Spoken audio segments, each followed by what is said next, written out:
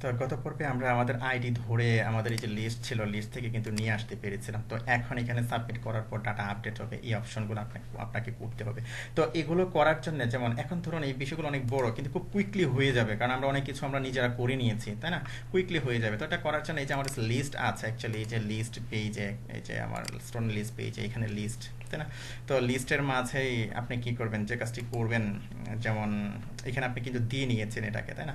তো এখান থেকে ডাটাগুলো পাস করে দিয়েছেন, এই যে এডিট স্টুডেন্ট ডাটাগুলো পাস করে দিয়েছেন। তো এইখানে খেয়াল করে দেখুন আপনি যে ফর্মটা আবার এখানে নিয়ে নিয়েছেন, অর্থাৎ এখান থেকে ক্লিক করার পর যে ফর্মটাতে আসছেন, এই যে আইডিটা ধরে, এই আইডিটা ধরে কিন্তু আপনি এখানে কাজ করবেন। তো এই যে ফর্মটা যে আপনি এখানে নিয়ে নিয়েছেন, এখানে খেয়াল করে দেখুন এখানে আপনি যে স্টুডেন্ট কন্ট্রোলারের মাঝে অর্থাৎ স্টুডেন্ট ক্লাসের মাঝে আপনি যে আপডেট স্টুডেন্ট নামে আরেকটা মেথড আপনি তৈরি করে দিয়েছেন। এখানে আপডেট ফাংশনালিটি তৈরি করবেন। ওকে, তো ধরুন আমি এখানে কি করছি, একটা কাজ করি, এই যে অ্যাড স্টুডেন্ট যেটা আছে আমি কি করছি, অ্যাড স্টুডেন্টকে হুবহু কপি করে নিচ্ছি। ওকে, এই যে অ্যাড স্টুডেন্ট, হুবহু অ্যাড স্টুডেন্টকে কপি করে নিচ্ছি, কারণ এখানে প্রায় একই ফাংশনালিটি, সেম ফাংশনালিটি থাকবে। তো এখানে আমি যে কাজটি করেছিলাম, এই যে আপডেট স্টুডেন্ট যেটা, এটাকে কপি করলাম। কপি করার পর ধরুন আমি কি করলাম, এখানে এটাকে দিয়ে নিলাম, অ্যাকচুয়ালি এই যে এখানে এটাকে দিয়ে নিলাম আপডেট স্টুডেন্ট। আর যেগুলো আছে সেগুলো সব কিছু সেম থাকবে, জাস্ট এখানে এক্সট্রা একটা বিষয় হবে, কারণ আমরা এখানে আইডি ধরে নিয়েছিলাম সরাসরি। কোথায় যেন মেথডটা, এই যে আইডি ধরে নিয়েছিলাম, তো আমরা তো এখানে আইডি আর ধরিনি, আমরা জাস্ট ইনপুট ফিল্ড হিসাবে নিয়েছি। তো যেহেতু ইনপুট ফিল্ড হিসাবে নিয়েছি, অবশ্যই আমাদেরকে এই যে ইনপুট ফিল্ড হিসাবে যেটাকে নিয়েছি, এই যে আইডিটা, তাই না, হিডেন, তো এটাকে জাস্ট আমরা ওইভাবেই ধরবো। সাপোজ ধরুন আমি কি করছি, এইভাবে ধরলাম। ওকে, আর ধরুন রেস্ট এখানে ফিল্ড মাস্ট নট বি যেটা আছে এটা এরকমই থাকলো। তারপরে এখানে যেখানে যাবে এটা অ্যাড স্টুডেন্টে যাবে না, এটা যাবে অ্যাকচুয়ালি যে এডিট স্টুডেন্টের মাঝে। ওকে, এখানে একটা বিষয় আছে, এই বিষয়টা হলো যেমন ধরুন এখানে আমি যে কাজটা করতে পারি, একটা ভেরিয়েবল দিয়ে এস আইডি ইকুয়াল টু, আমি এখানে একটা ভেরিয়েবলের মাঝে রাখলাম, কারণ এখানে একটা কাজ করব আমি, আর সেটা হলো এখানে কোথায় যাবে, এটা যাবে অ্যাকচুয়ালি আপনার এই যে এডিট স্টুডেন্টের মাঝে যাবে।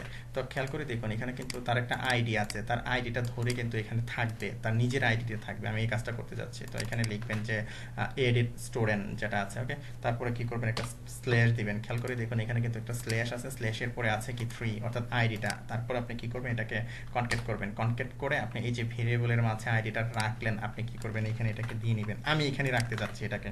ওকে, আপডেট করার পর আমি এখানে রাখতে চাচ্ছি, রিডাইরেক্ট করে আমি লিস্টে নিয়ে যাচ্ছি না। আপনি ইচ্ছা করলে লিস্টে নিয়ে যাবেন, আপনি আপনার মতো করে করবেন। তো এখানে যে ফাংশনালিটি যেটা আছে এটাই থাক। তো এখানে যথারীতি যেটা হবে রিডাইরেক্ট হয়ে এই যে এখানে আসবে, এরর হলেও এটা ওই আইডি ধরে এখানে থাকবে, আর না হলেও এখানে থাকবে। তো এখানে ডাটা আপডেটেড সাকসেসফুলি, জাস্ট এরকম দিলেন। তো এই যে মেসেজটা, এখন কিন্তু আপনাকে এখানে মেসেজ ভাসাতে হবে, এই যে এখানে মেসেজ ভাসাতে হবে। তো মেসেজটা ভাসানোর জন্য এর আগে আমরা মেসেজটা কোথায় যেন ভাসিয়েছিলাম, এই যে এখানে ভাসিয়েছিলাম, তাই না? আমি এটাকে কপি করছি, অর্থাৎ এই যে স্টুডেন্ট অ্যাড থেকে আমি কপি করে নিয়ে আমি এই যে স্টুডেন্ট এডিটে দেখিয়ে আসি, থাকবে এই যে স্টুডেন্ট এডিটের মাঝে থাকবে। এটা আমি জাস্ট কি করলাম, এখানে দিয়ে নিলাম সেম। ওকে, কোনো চেঞ্জ নেই, সেভ দিলাম।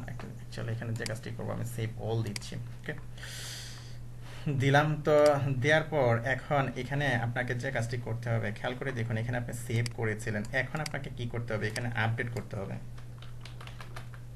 তো এখানে আপনাকে কি করতে হবে, আপডেট করতে হবে। তো আমি কি দিলাম, যে আপডেট স্টুডেন্ট দিলাম। ওকে, আমি কি করলাম, আপডেট স্টুডেন্ট, সাপোজ আমি দিলাম যে ডাটা, আপডেট স্টুডেন্ট ডাটা। তো এই যে মডেল, আমার স্টুডেন্ট মডেল যেটা আছে, আমি কি করছি, মডেল আমি একটাই রাখছি, কোনো সমস্যা নেই। অথবা আপনি আলাদা আলাদা মডেল নিয়ে কাজ করতে পারেন। আমি এটাকে কপি করছি, কপি করার পর, আর অ্যাকচুয়ালি আমরা যখন আবার অথবা ডিপার্টমেন্ট নিয়ে কাজ করবো আলাদা করে নেবো দরকার হলে, কোনো সমস্যা নেই। এই যে মডেলের মাঝে আমি কি করবো, এখানে একটা মেথড তৈরি করে নেব, যে অ্যাকচুয়ালি পাবলিক ফাংশন, এই যে। ওকে, তো এখানে আপনাকে যে কাজটি করতে হবে, এখানে সেট করতে হবে দিস ডিবি সেট। তো কি সেট করবেন আমি দেখাচ্ছি এখন। এই যে দিস ডিবি, তারপর লিখবেন যে সেট, অর্থাৎ প্রত্যেকটা ফিল্ডের মাঝে আপনি ডাটাগুলো সেট করবেন। এর দুটো প্যারামিটার হবে, একটা প্যারামিটারের মাঝে হবে সাপোজ আপনি সেট করতে চাচ্ছেন নেম, নেমে সেট করতে চাচ্ছেন। এই ডাটার মাঝে কিন্তু আপনার ছবি আছে, তাই না? এই ডাটার মাঝে কিন্তু আপনার নেমও আছে। আপনি এখানে লিখবেন যে নেম, এই যে খেয়াল করে দেখুন এখানে যে আপনি ডাটা দিয়ে নিয়েছেন, এই ডাটার মাঝে কি কি আছে, ডাটা পাস করে দিয়েছেন, আইডি আছে, নেম আছে, ডিপার্টমেন্ট, সব কিছু ডাটার মাঝে আছে। আপনি এরে নিয়ে কাজ করছেন, এরে পাস করছেন, এখন ইজিলি সব কিছু পেয়ে যাচ্ছেন হাতের কাছে। আপনি খুব সহজেই এটা নিয়ে কাজ করতে পারছেন। আমি কি করছি, এটাকে কপি করছি, কপি করে অনেকগুলো করে নিচ্ছি, অনেকগুলো করে নিলাম। তারপরে আছে আমার ডিপার্টমেন্ট আছে, আমি কি করলাম ডিপার্টমেন্ট কপি করে ডিপার্টমেন্ট দিলাম। তারপরে আছে রোল, আমি কি করলাম রোল দিলাম, তো রোল আমি কি করলাম রোল দিলাম। তারপরে আছে আপনার রেজিস্ট্রেশন, রেজিস্ট্রেশন আছে, আমি কি করছি রেজিস্ট্রেশন নাম্বার আমি নিয়ে নিয়েছি, অর্থাৎ আমার যেগুলো আছে আমি নিয়ে নিয়েছি। তো এইখানে জাস্ট যে কাজটি করবেন একটা হোয়ার কন্ডিশন দিবেন, হোয়ার, হোয়ার কোথায়, ওই যে যে আইডি ধরে আপনি আসছেন ওই আইডিতে, ওকে। অর্থাৎ এখানে আপনি লিখবেন যে এস আইডি। এগুলো অ্যাকচুয়ালি কি, এগুলো হলো ডাটাবেজের ফিল্ড। অ্যাকচুয়ালি আমি দেখিয়ে নিয়ে আসি আপনাদেরকে। এই যে এখানে ডাটাবেজের ফিল্ডগুলো আপনি কি করছেন এখানে দিচ্ছেন, আর এটা হলো অ্যাকচুয়ালি আপনি যেগুলো নিয়ে কাজ করছেন, আপনি যে ইনপুট দিচ্ছেন যেখান থেকে, যে ইনপুটকৃত আপনার নিজের ডাটা, ওকে, আশা করি বুঝতে পেরেছেন। তো এখানে এই যে ডাটা নেম আছে, এখানে ডাটা অ্যাকচুয়ালি আপনার কি আইডিও আছে, এস আইডি আপনি দিচ্ছেন এখানে। তারপরে কি করবেন, এটাকে জাস্ট আপডেট করবেন। খেয়াল করে দেখুন জাস্ট টেবিল, কোন টেবিলে আপডেট করবেন আপনি এখানে লিখবেন যে আপডেট, ওদের একটা ফাংশন। তো এখানে আপনি কোন টেবিলকে আপডেট করছেন, কোন টেবিলতে, টেবিলের নামটা আপনি দিবেন এখানে। খেয়াল করে দেখুন আপনার টেবিলের নামটা হলো টিবিএল স্টুডেন্ট, ওকে। আমি কি করছি, টিবিএল স্টুডেন্টকে কপি করছি, কপি করে জাস্ট আমি কি করলাম এখানে দিয়ে নিলাম, সেভ দিলাম, শেষ।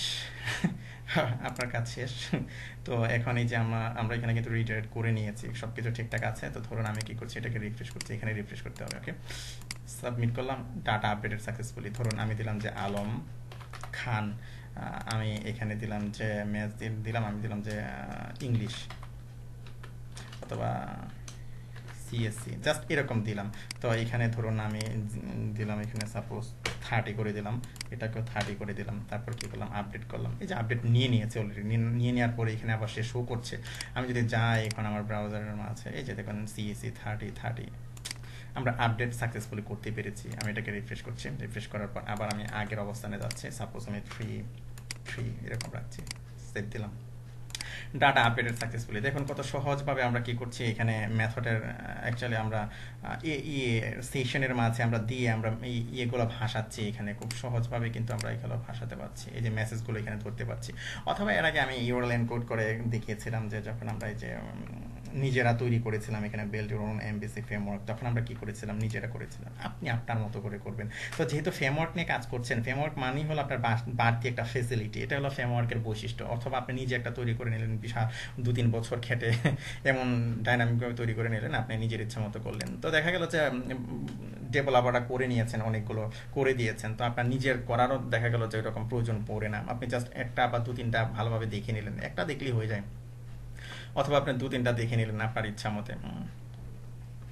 তো এখানে যে ফাংশনালিটিগুলো করেছে আশা করি বুঝতে পেরেছেন যে কিভাবে করেছে। এখানে আবার একটা ব্রিফিং দিই, এখানে জাস্ট যে কাজটি হয়েছে, আমরা অ্যাড যে ফাংশনালিটি করেছিলাম, অ্যাড, এই যে অ্যাডের মাঝে সেম ফাংশনালিটিগুলো এখানে হবে। জাস্ট এখানে বাড়তি একটা কাজ ছিল, এই যে ডাটাগুলো আমরা আইডি ধরে নিয়ে আসছি এতটুকুই, ওকে।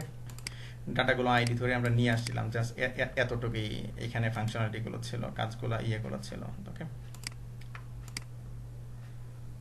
এখানে আমরা স্টুডেন্ট লিস্টের মাঝে কি দিয়েছি, এভাবে দিয়েছি, তাই না? Okay fine.